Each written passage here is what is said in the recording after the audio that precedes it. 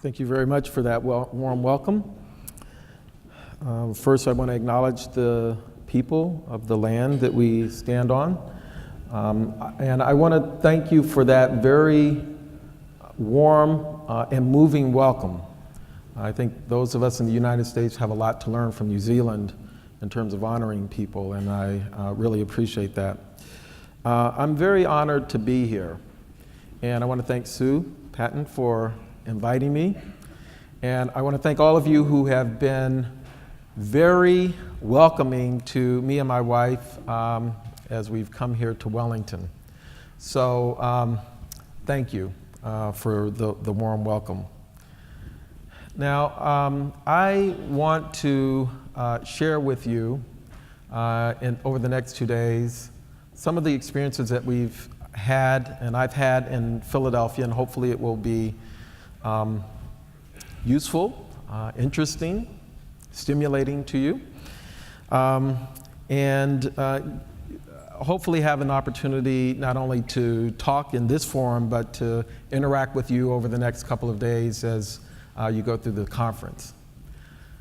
So first thing that I want to do is just acknowledge people who have been very influential for me in my development professionally in both Connecticut, state of Connecticut where I lived and worked for many years, and Philadelphia where I've spent the past 12 years up until March of this year when I became the CEO of the American Psychological Association. And I want to pay a particular thanks to my staff that I work with at the Department of Behavioral Health and Intellectual Disability Services, whose work you're going to see in a moment. What I recognize is that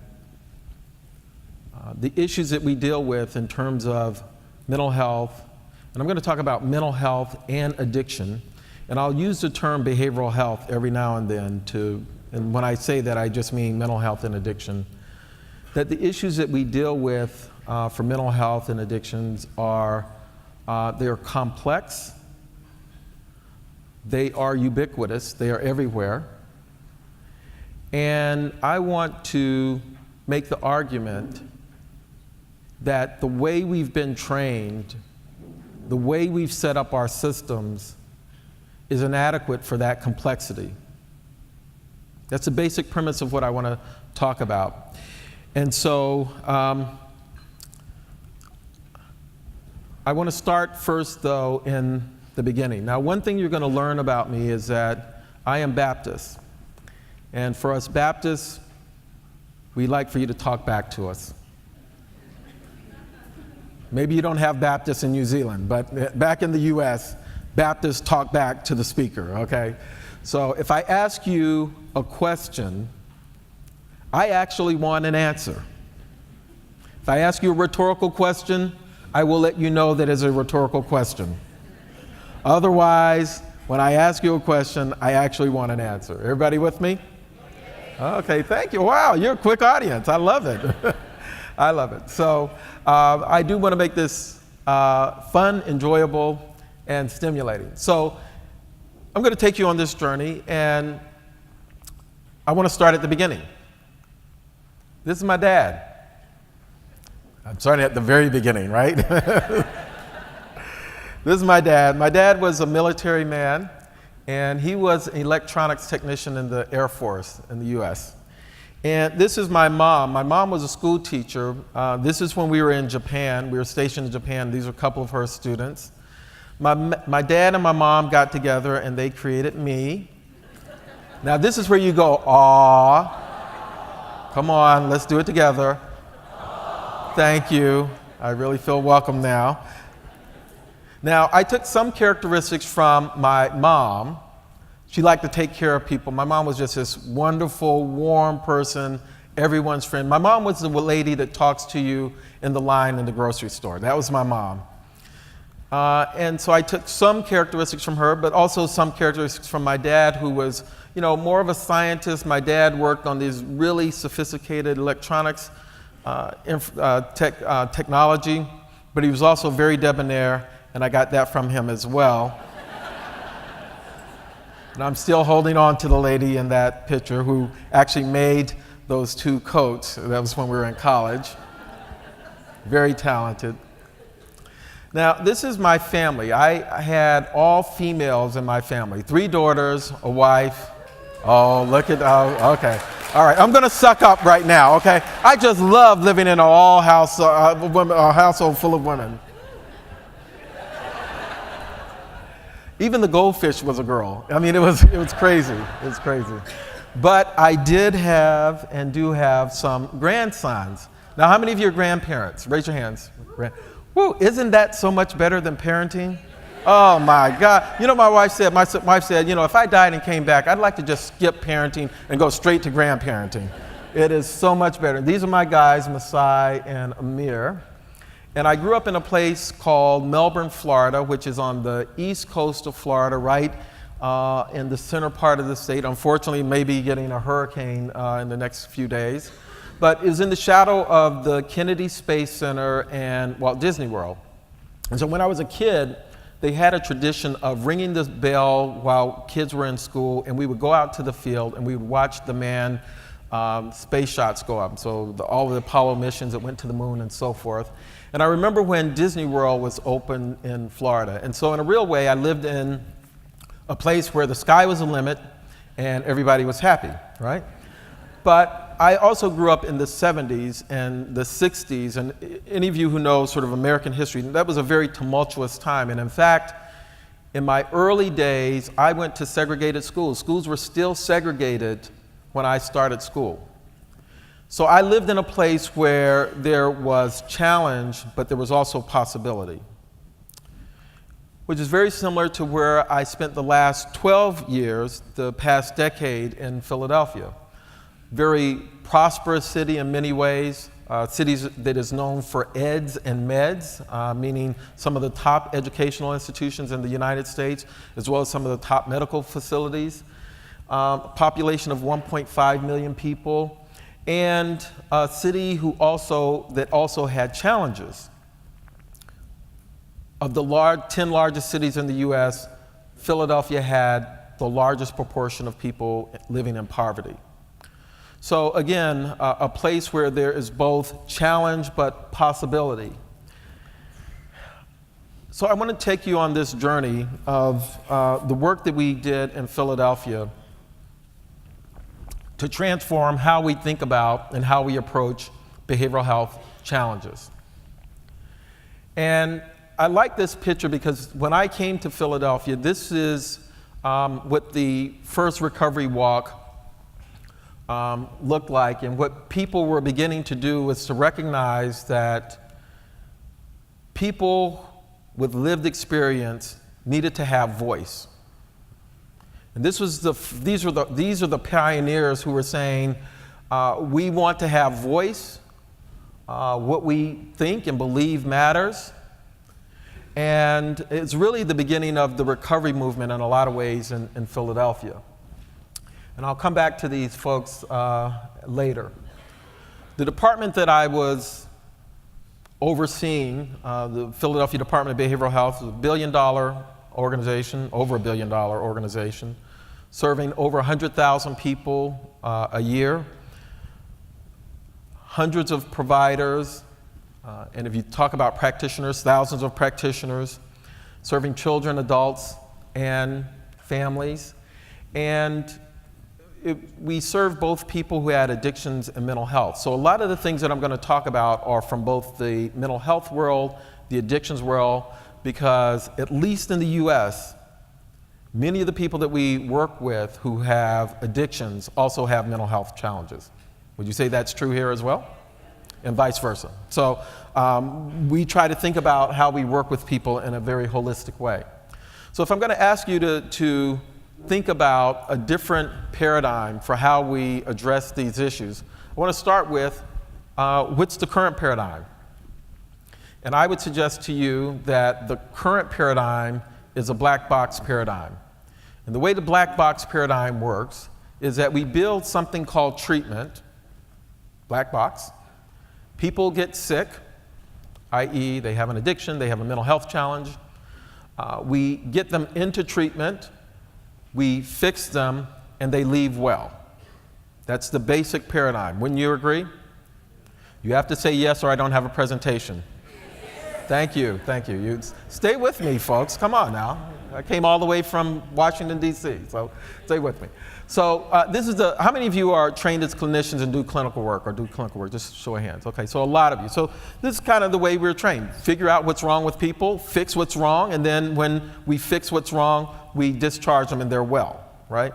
Now, hundreds and thousands of people have gotten well and better with this paradigm.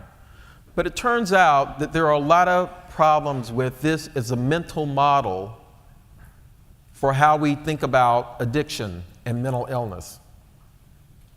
And since this looks like a very experienced group, you notice I didn't say old, I said experienced, right?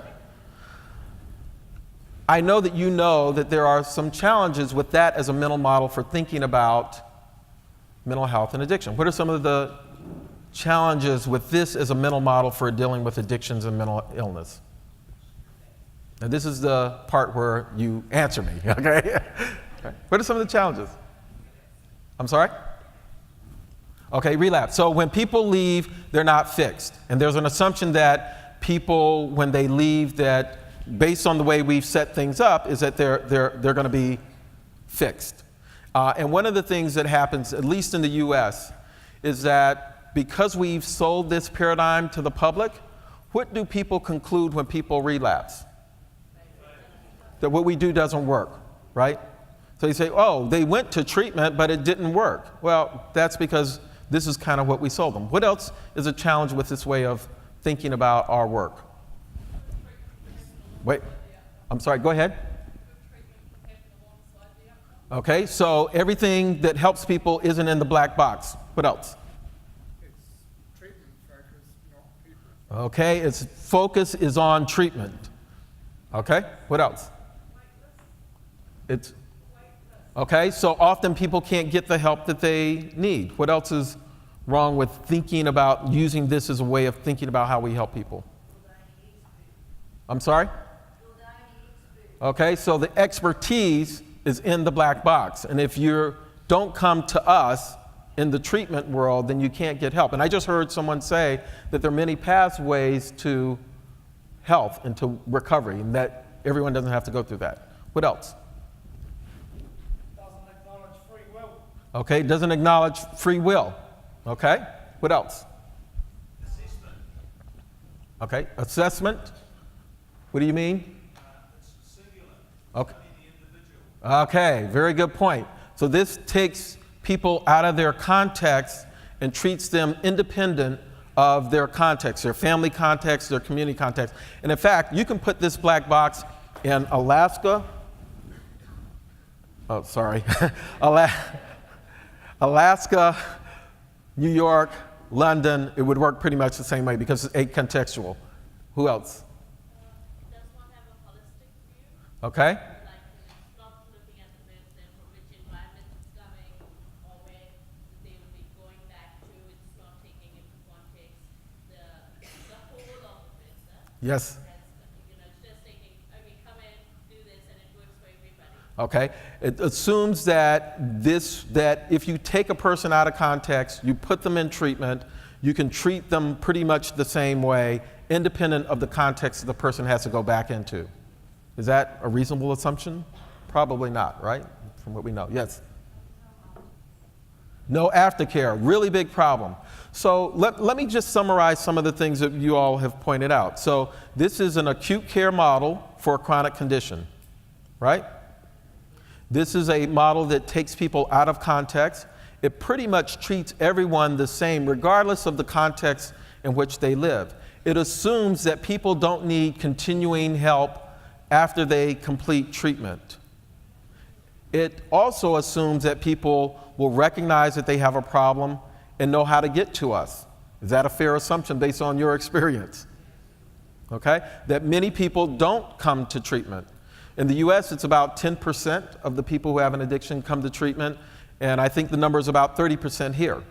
So 2/3 of the people who need or could benefit from treatment aren't coming. So there are a lot of challenges with this as a mental model for how we think about treatment. And the biggest for me is that it constrains how we think about how we address these issues. So in our early work in Philadelphia, we tried to offer a different way of thinking about how we help people and to see people in context, as a number of people talked about. And so understanding that treatment is one of many things that can help people. For some people, their spirituality can be very important and impactful. For other people, their work, their family.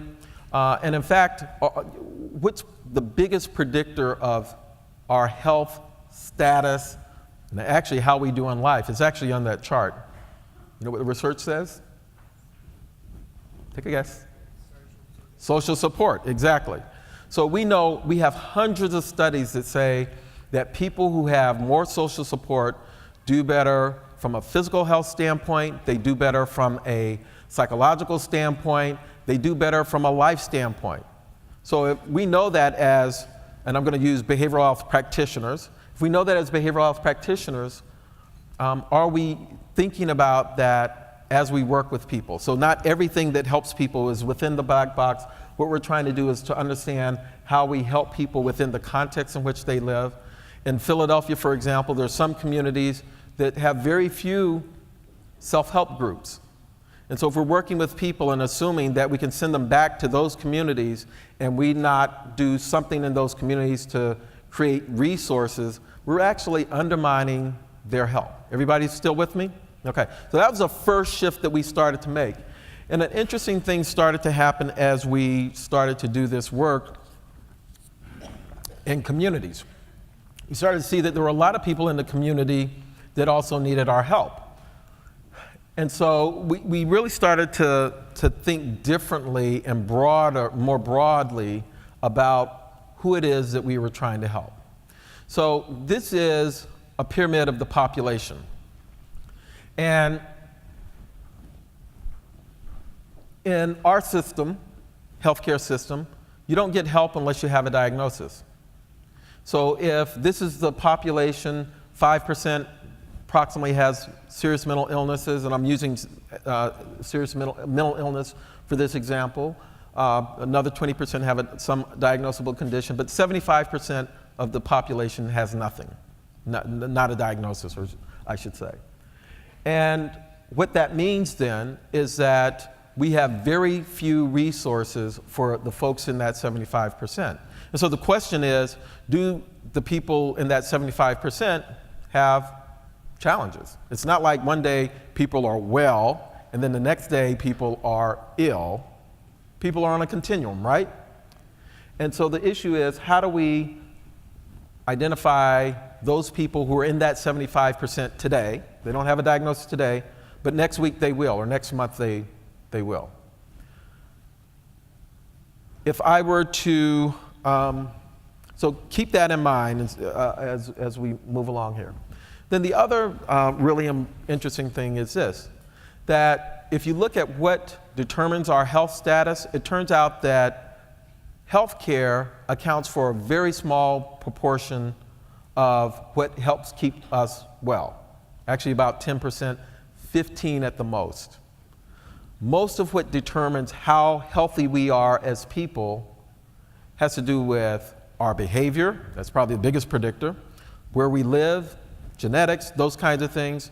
And so the question for us is, and in the US, this is to really bring it home, we spend trillions of dollars every year on that 10% of the sliver, almost ignoring all of those other things that impact on people's health status.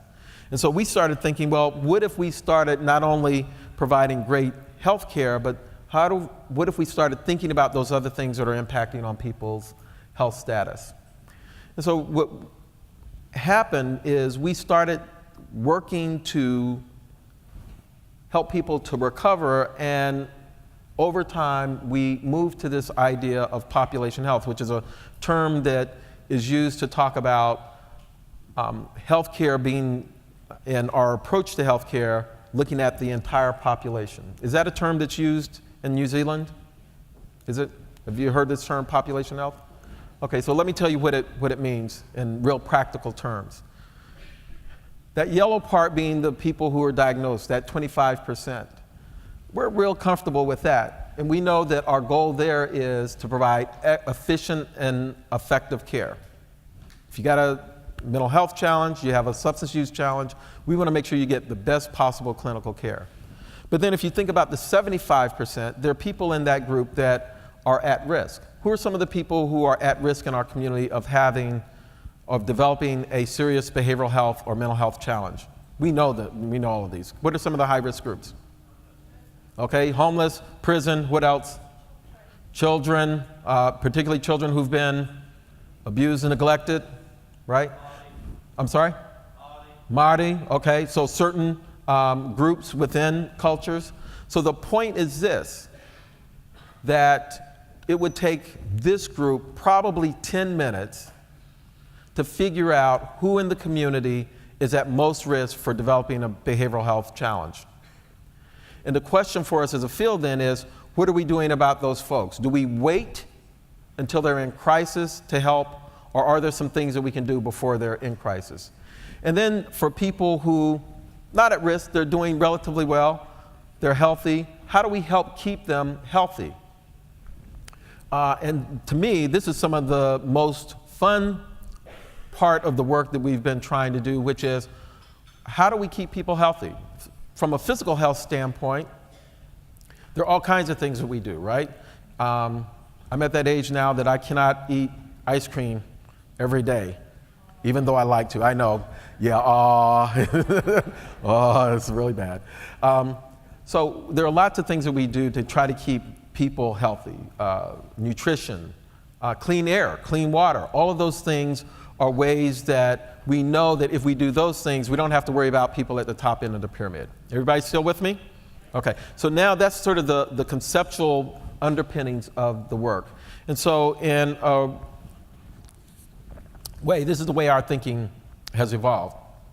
3 waves. First wave was in the US, going from institutional care to community care. The whole idea, get people out of institutions, treat them in the community. Second wave was, it's not good enough just to be in the community. We want people to be a part of the community, right? So that was the whole recovery movement has been about, which is how do we help people to have a meaningful life, right?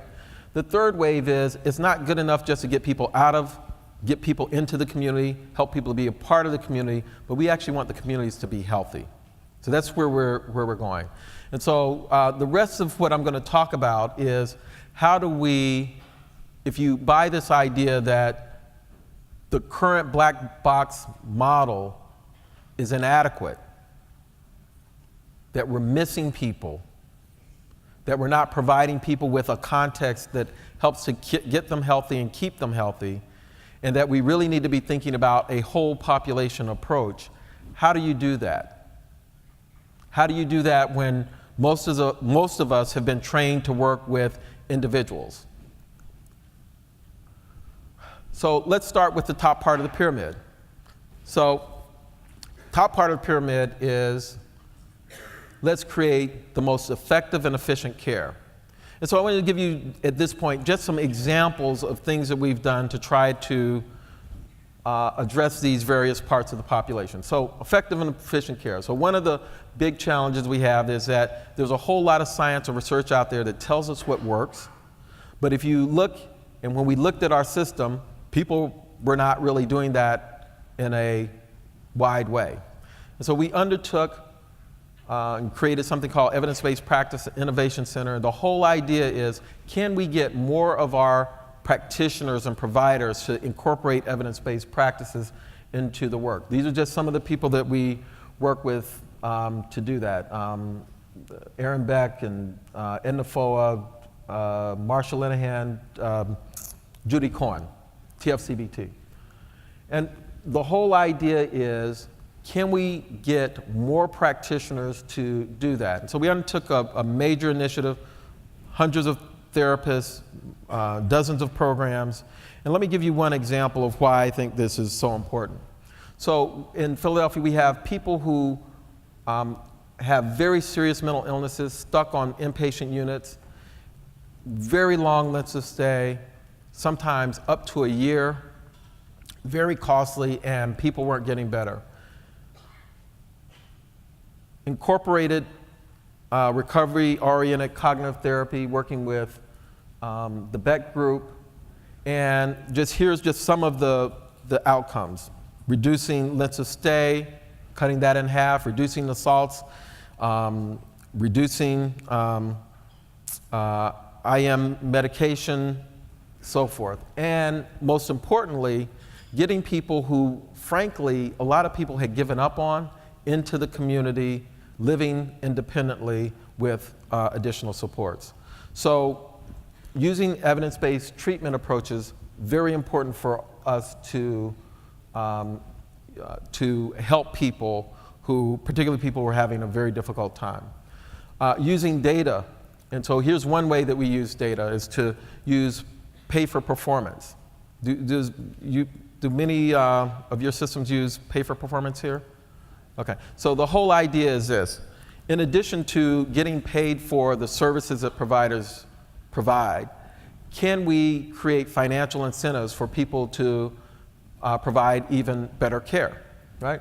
And so this is just a matrix of what that sort of looks like. Going across are different things that we would measure people on. Going down are the providers, so provider 1, provider 2, provider 3. What we would do is measure them on these various things like 30-day follow-up rate. They get a red, green, or yellow. People who did the best would get a performance payment. We started this, hospitals told us, we can't do anything about the follow-up rate. When people leave the hospital, we have nothing to do with that. We implemented this, and guess what? There was a lot they could do. We actually had one provider who was at the bottom of the list one year. We do performance payments. Some of the hospitals got as much as, well, several $100,000. Their board of directors finds out that they got nothing. Guess where they were the next year? At the top in 1 year. So we know that looking at data, using data can make a big difference in how we can improve services. And this is just one example. This is what happened with the dropout rate for children's services. The green bar, kind of green, I guess it's blue up here, is what the dropout rate was when we started pay for performance for outpatient mental health programs for children. And you can see what happens in the subsequent years. I don't know what the data looks like now. It's probably a lot lower than that. That makes a huge difference in those kids' lives, and it's because we were willing to want the data to help us figure out what the problem was and then use our financial lever. And then one other area that I want to use as an example, particularly from a recovery standpoint, it's the issue of how do we bring in and use the experience of people who have lived experience. And we talk about recovery, or we talk about peer culture, not just peer support. Because peer support is, can we get people with lived experience into treatment programs? And we've done that pretty well. But as a number of people pointed out when we talked about the black box, it's about more than just treating symptoms in the context of treatment. It's how do I live in a community context? And part of that, an important part of that is how do we help create, as a community, an alternative culture so that people who've been drinking, drugging for many years have an alternative way of living. Okay, everybody with me? So this guy, Derek, we have a phenomenal group of people with lived experience and who are in recovery in Philadelphia. Derek Ford is one of them. And I'll just give you one example of the kind of things that the recovery community was doing in terms of, we had something called Recovery Idol, which is like American Idol. Starts out usually each year with 20 people, and we whittle it down, and every year we identify someone who is the recovery idol for that year. Just to give you a sense of how this works, a couple of weeks ago they had, we rent out a big amphitheater, get folks to do this, have fashion shows, all kinds of things. And one of the things I love is standing up and talking to the group, and I ask people, it's like, how many of you who are in recovery, and most of the people in the audience are in recovery, thought you would be on a Friday night in Philadelphia partying with your kids sober? And it really brings home how important it is for people to have that kind of alternative, the kind of alternative culture and alternative activities to be a part of. So my point is that there are a lot of things that we can do to help enhance the current treatment system. And even though I'm going to talk more about some of the things that we're trying to do from a public health standpoint, treatment and enhancing treatment is really important. So if we're going to adopt this idea of population health, I think there's 7 sort of things we will need to do as a field that are different. And I talk about 7 conceptual shifts.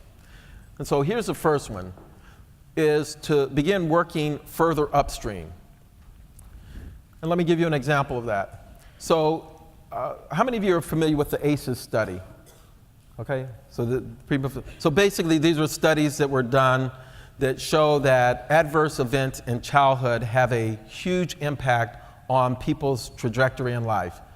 People who have more adverse events as a child have more likely to have a whole host of physical health problems as well as a whole host of mental health problems and social problems. So we know that intervening early can make a big difference in people's lives. And so in Philadelphia, what we tried to do is create a whole public health approach to the issue of trauma. How many of you who work, particularly as clinicians, are working with people who are traumatized as a big part of their addiction? Okay, that's pretty much all of us, right? So we know that there's a high comorbidity with trauma and abusing substances. And so let me just give you an example of some of the things that we try to do. So this is one where whenever there is, unfortunately, a shooting or violence in the community, there's usually a vigil. We started doing is training people in psychological first aid to go into communities in the immediate aftermath to provide support to people, to help people to understand what is a normal trauma response, what is an abnormal trauma response, and then to help people get connected when they needed to get connected. So rather than waiting for people to develop PTSD 10 years from now, can we get to people earlier, provide them with some information, support them maybe through a very traumatic event, and reduce the likelihood that they're going to have a life of pain resulting from vicarious trauma or other kinds of things. Let me give you another example. I mentioned children. So, and I mentioned that we train people in evidence-based treatment programs. So one of them was trauma-focused CBT. This is a map of Philadelphia. This shows that we have these programs for children all over the city. So what we did in addition to that is to then start screening children in primary care settings. Screened over 30,000 children in primary care settings. That was when I left. I know it's probably a lot more than that now. About 10% of them screened positive for PTSD. Now, what would have happened with those children if we hadn't identified those kids very early on? So we identified them, connected them to evidence-based treatment approaches and to evidence-based treatment. I'm giving you these as examples. There are a whole set of public health strategies which try to get further upstream, not waiting for people to show up with PTSD several years later. So moving upstream is one real key strategy that's going to be important as we move to more of a population health approach. Secondly, using a broader set of strategies. The primary way that we work with people is psychotherapy and medication and case management. That's the hammer that we have, right? question is, are there other things that we can do to help improve people's behavioral health status? I'm going to give you an example of some policy things that we tried to do to help people who are having behavioral health problems. This is data on children who receive care in residential programs. And you can see in 2006, we're treating like 1,800 children in residential treatment. Now, the real unfortunate part about this is that many of those children were children who had been traumatized. A judge ordered them into residential care to help the child. And if you look at this bottom line here, the green one, those are the kids that are out of state. There were over 300 kids out of state in 2006. As far away as 1,000, almost 2,000 miles for some of those children. So here we're taking children who've been traumatized, sending them into residential treatment programs far from their homes, far from their families, and that was the primary way that we helped them. No, put that. And so we made a policy decision, the family court judge, myself, the child protection commissioner, that was not in the best interest of children. We were going to bring those children home. And so we did a variety of things, one of which was to put a mental health professional in every judge's courtroom who was making a decision about children. Made a huge difference because what we had to do is to educate judges that there are other ways that we can help children that in fact were probably more effective. So it's a good example of how we can think beyond treatment and think about what are the policies that we have in place that can actually be undermining what we're trying to do. Everybody still with me? Okay? So I got a few more examples. Working with people who are non-diagnosed. So I'm a psychologist. I'm very comfortable with people coming to me, doing an assessment, figuring out what's wrong, and treating them. Right? I'm very comfortable with that whole paradigm. But if you ask me, or most people who are trained like me, okay, go to the mall and engage people. Well, they don't have a diagnosis. What am I going to do, right? So let me give you an example of some of the things that, because if you're doing a whole population approach, you are working with people who are non-diagnosed. So let me give you some examples of what that might look like. So this is Burmese and Bhutanese community. High proportion of trauma in that community, but not a community that's going to come into our traditional mental health programs. And in fact, one of the things we learned as we began our work with immigrant communities, there's some communities that don't even have a word for mental health or the kinds of things that we do in terms of treatment. The Cambodian people, for example, in Khmer, there's not a word for mental health. So if we go to those communities and say, we want to establish this program for your community and have your people come there, it doesn't compute. And so we use a different strategy, which is to go to the community, to say to the community, you define the problems in your community, you define the solutions, and what we'll do is we'll help support you in that. I have a saying that in every community, inherent in every community is the wisdom to solve its own problems. Every community knows what's wrong. Every community knows what the solutions are. Sometimes you don't have the resources to implement those, and that's what I think the role of the government in our case was, which is to help folks not to necessarily define the problem, but to address the problems in solutions that made sense to that community. So with the Burmese and Bhutanese communities, what they said was, what we need are storefronts that people can come to for all kinds of things. English as second language, immigration help, and what we did was embed mental health professionals within that context.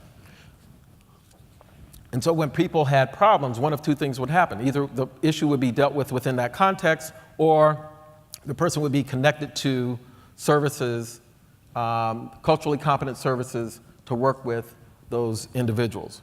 So the whole point is we're funding services and supporting services that are not necessarily directed at people who have an identified problem. We're directing services at the community and working with the community to, within that context, in a way that makes sense for them in terms of identifying people who need further help. Health promotion. The absence of illness is not health, which is the way we typically define health, right? Just because you're not sick does not mean you are healthy. Everybody got me? Okay? So one of the things we've tried to do is to say, okay, can we start to do some things that can actually help people promote health? And I'll give you one example of that. So there's a website we developed called Healthy Minds Philly. And Healthy Minds Philly, what we try to do is put up a whole series of information that is geared towards things that are more about health promotion as opposed to information that is just about how to treat illness, right? So it's a sort of different way. And that reframing turns out to be really important when we're talking about groups that are marginalized. And I'll come back to that. That reframing from talking about how to help fix people's problems to how do we help promote health is a very important reframing when we're working with different groups. So in addition to the health promotion information there, we also put screenings there because half the people in the US who have a mental health challenge never going to come or not coming to mental health clinics. So we know that there are a lot of people in the community that don't come to treatment. And so we put a screening up there. You can go up and do a screening. Takes about 10 minutes. Doesn't give you a diagnosis, but it says, you know, what you're describing is very consistent with someone who has PTSD or anxiety or depression. And here are some options for you. And then we started taking the screening out into the community. We started going in very public places like libraries and shopping centers and train stations. When we first started doing it, people said, people are never going to come up to a table that is about mental health and talk to you in a public place. And guess what? People actually did. Lots of people come when we set up. Part of the reason is we have a dynamic group and diverse group of people, some who have lived experience, some of whom are clinicians, and they're just fantastic about engaging people in these very public settings. Invariably, and I know you have a major problem around suicide here. Invariably, whenever we go into the community and do this, there's at least one person who's suicidal when they come up to the table. And they didn't know what they were going to do that day. And it just makes me shudder to think, what if we weren't there? And it also makes me think about how important it is for us to be out there and engaging people and having these opportunities and normalizing mental health issues and behavioral health issues. Because the public doesn't often talk about a lot of these issues. This just shows you sort of how, this is the data, cumulative data on the number of screens that we're doing. Working in non-treatment settings. So I showed you the data about what affects our health status. And so this is an example of working with social determinants, those things that are outside of the mental health or substance use symptoms that people bring to us. We have a problem, like every major city in the US, with homelessness. On any given night, we might have 200 or 300 people living in the city of Philadelphia who are sleeping on the streets. Most of them have serious mental illnesses or serious addictions. Most have probably both. Historically, what would happen in our model for working with people was to send our outreach workers out to engage people, get them connected to treatment, and then once they were in treatment, we hopefully could take them all the way through the treatment process, and ultimately the person would get well enough that they could go into their own housing. Now, how many of you work with people who are homeless or have experienced homelessness? Okay, a lot of you, okay. What do you think happens when you take someone who is living on the streets, who gets up when they want, goes to bed when they want, figures out what they want to do during the day, and you put them in a highly structured, regimented program that sometimes can be confrontational What do you think happens within the first few days? They walk. That's right. They leave. You're absolutely right. And that was what was happening to a lot of the people that we were working with until we started to really tie what we were doing to what we professed we believed in, which is recovery.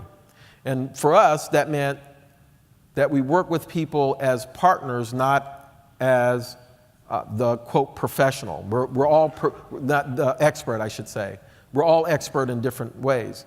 And so let me give you an example. How many of you heard of Housing First? Just raise your hands. The Housing First strategy. So historically, the way systems of work with people who are homeless is to try to go through that process that I talked about. Housing First turns that on its head and says the best way to work with people, particularly who have serious mental illness, is to take them directly off of the streets, put them directly into housing, and then support them in housing.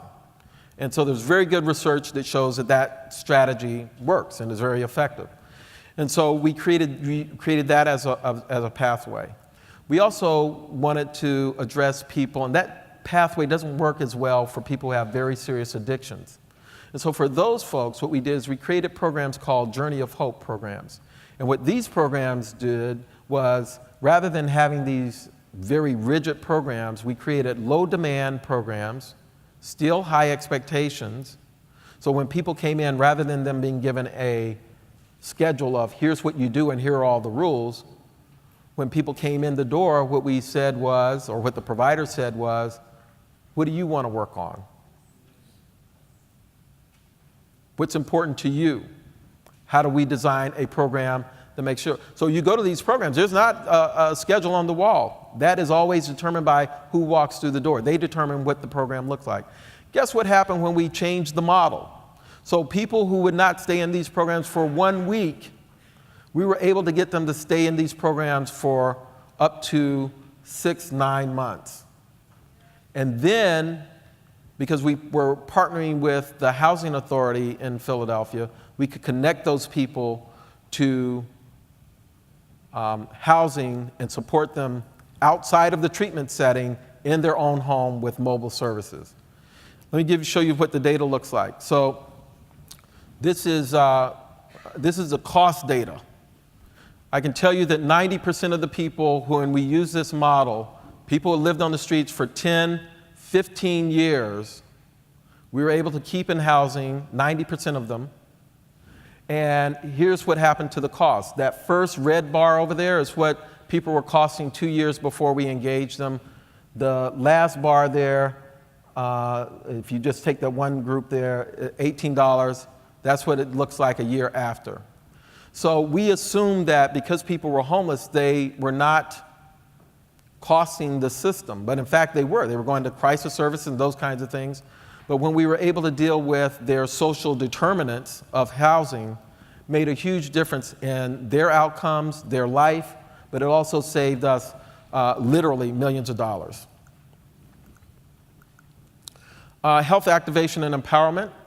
In the US, we have groups that are marginalized.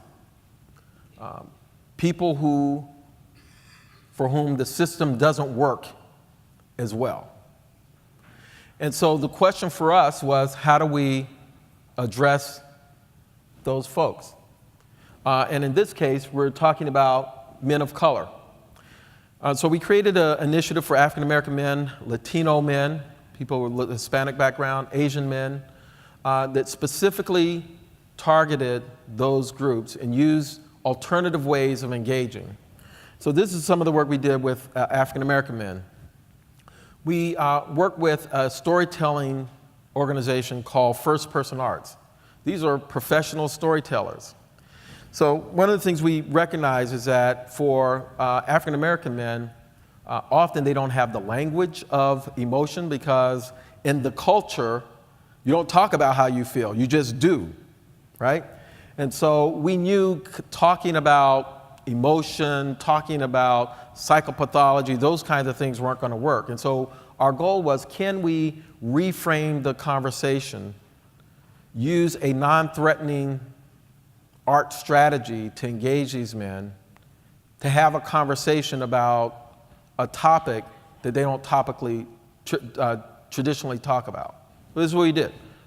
We get professional storytellers, identify men from the community, get them to tell their story, work with them to tell it professionally.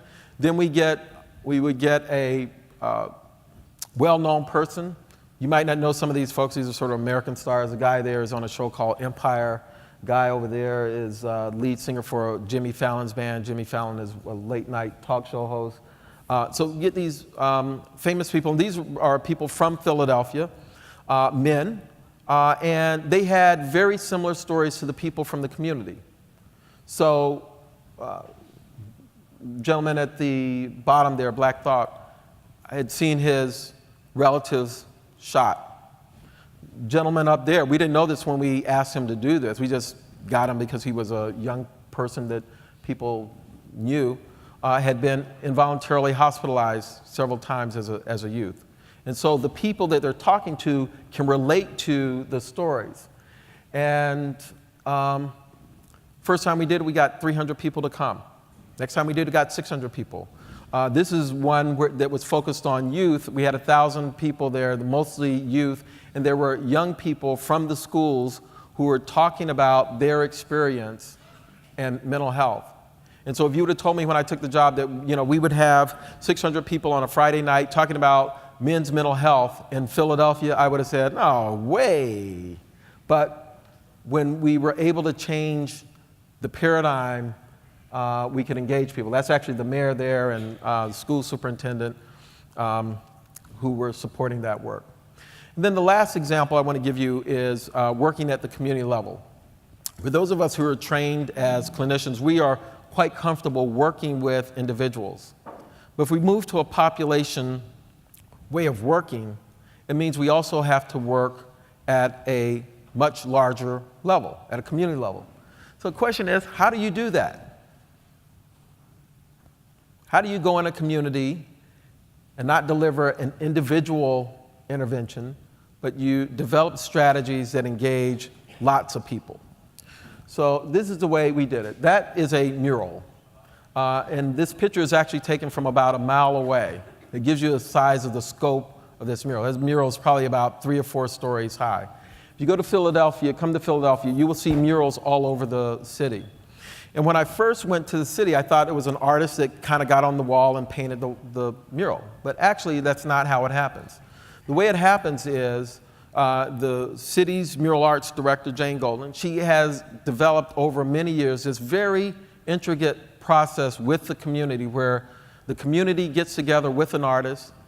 They talk about a topic, could be any topic.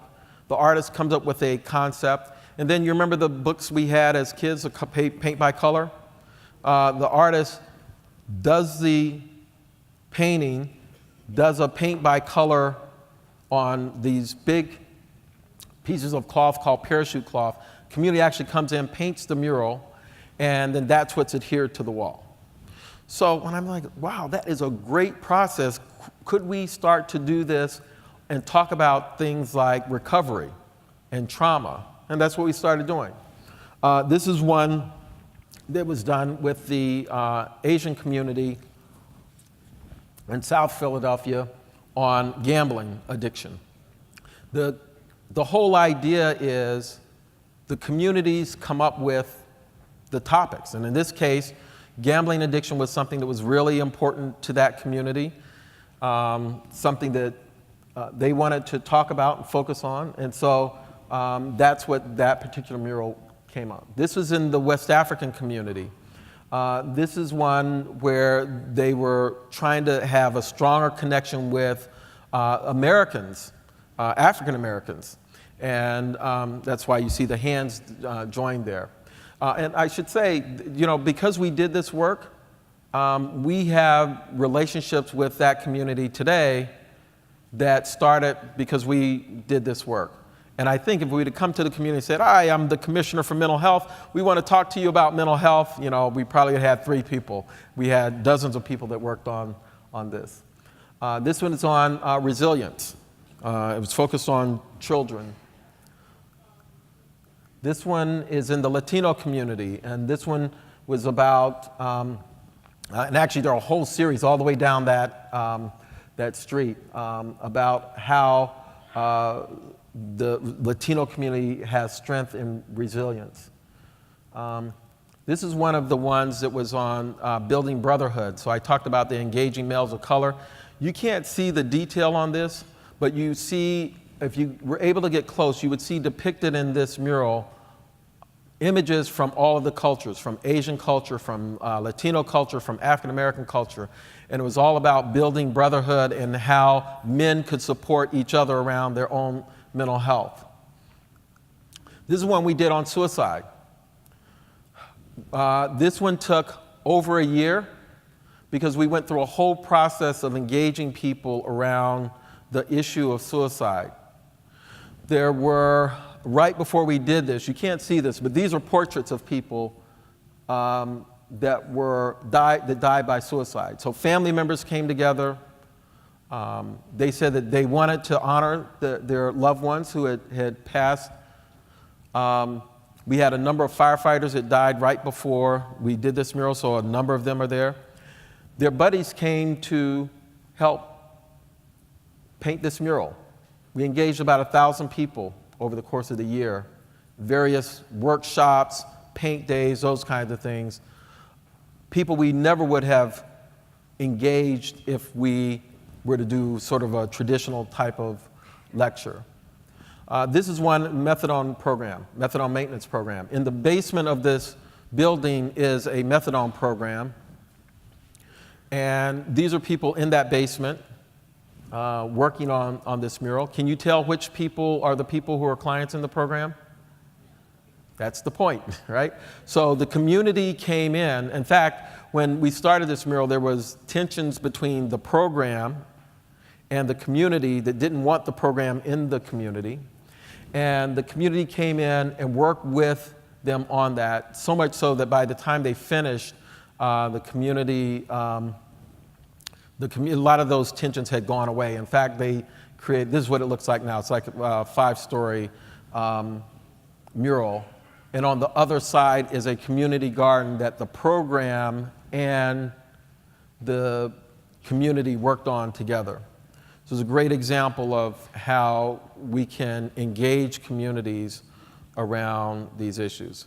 If you're interested in this work, we have so many murals now that there's actually a tour in Philadelphia that you can go on. There's a virtual tour online at this website if you want to go through, and it tells you the stories behind each one of the murals. And it's a great way, it's been a great way for us to engage people that we would have never engaged and to have conversations about topics that often the community does not want to or is not really engaging in. So what I've tried to do today is give you a sense of, the range of things when we've thought about a population approach. I've talked about everything from evidence-based treatment programs and how to engage peers to working in schools or in communities to painting murals and using art as a way of engaging people. And for a population approach, it's going to take a lot of those different strategies. So I want to end with where I started and just kind of finishing the story. So what I've tried to do is take you on this journey of a place that has been committed to reaching the people that we've not reached, addressing the needs of people who are marginalized, giving voice to people who don't have voice. We work with the people in our communities that our society doesn't want to deal with. They're the people that some people would want to just throw away. They're not worth our time. They're not worth our resources. At least in where I come from, that's the way people who have addictions are treated. And We know, though, that people can recover, that people can get better, that there are probably people in this room who are in recovery who know the power of recovery. And what I've tried to do in my work and the work that we've done in Philadelphia is make sure that every single person in our community has that opportunity to recover. Our systems fail people when we sit and wait for people to show up. And our systems fail people when we assume that if we do really good treatment and send them back into their communities with no supports, that everybody's going to be okay. And it's clear to us that people can do better. And so the question for us is, can we change the paradigm? Can we engage whole communities around these issues in ways that are different? This is the first recovery walk. We had 150 people. This is last year. We had 26,000 people. We can engage people differently. We can change how communities look at these issues. We can change how people think about the people that we work with and how we think about ourselves. And so I'm going to end with one other really important family member for me. This is my grandma. And that's me down there, the cute kid. This is where you go, ah, again. Thank you. Well, my grandma grew up in the South in the U.S. For those of you who have any idea of what that was like for an African-American woman, my grandmother was a first-class person, the best person I've ever known. But most of her life, she was treated legally as a second-class citizen. She had a second-grade education. Her grandmother had been enslaved, and most of her life, she couldn't go where she wanted because of the color of her skin.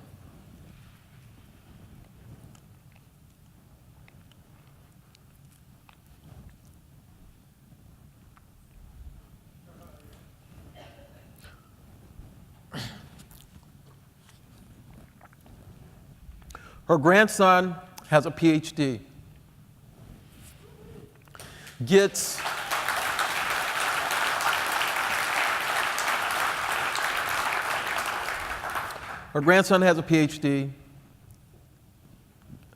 has been able to work with all kinds of people, gets invited to places like New Zealand. Are you kidding me?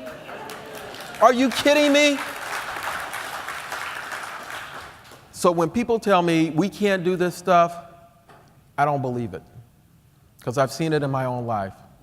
And so the last thing I want to leave you is that transformation is possible, change is possible, and I hope I've given you some ideas, some thoughts that can help stimulate your thinking, because every person in our community deserves the help that we can give them. So thank you.